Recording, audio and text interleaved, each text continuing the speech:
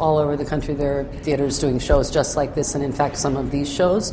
In order to replicate it, it's going to take work. And I think the thing that's important is that folks watching it from other parts of the country know it's not as easy as it seems, right? You really need a sponsoring organization that's committed to doing the work and committed to finding partners.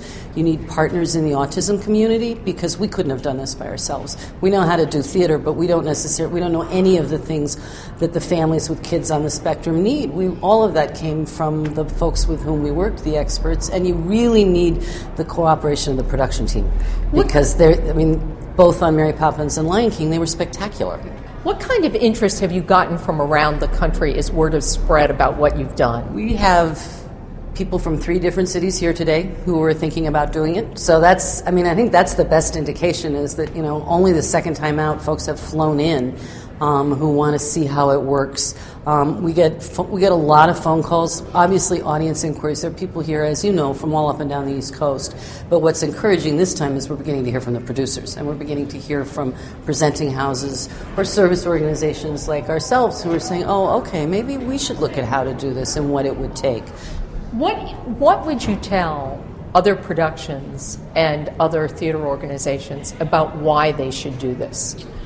There are 2 reasons to do it. The first is for the kids themselves on the spectrum, because everyone should be able to go to the theater. And I think, first and foremost, these kids really, this is what gets them to the theater. But they're beyond that, for the family. You want to talk about things you do for families. There's so much conversation about families and family values. Enabling a family to go to the theater together and share this experience, it extends far beyond the 2.5 hours in the theater because they talk about it before they go and they talk about it after. And it's one of those memories that sticks with you. So that's the first thing. And you know from talking to families here, to be able to come and be in an environment where you don't have to worry about other people looking at you or your kids acting out is huge. The second reason is, from a purely entrepreneurial point of view, we've sold out 2 performances. We sold this one out overnight.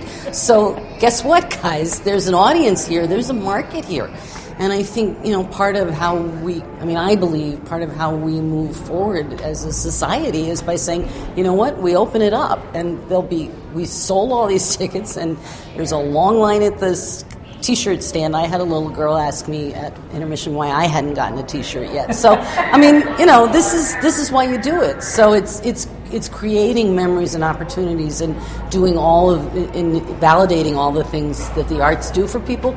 And it also makes really good commercial sense as long as the show is willing, the show's got to want to do it. Now, when you talk to the company afterwards, I'm quite sure we will find, as we did after The Lion King, for the actors, it's extraordinary. It's just extraordinary. So that's why you do it.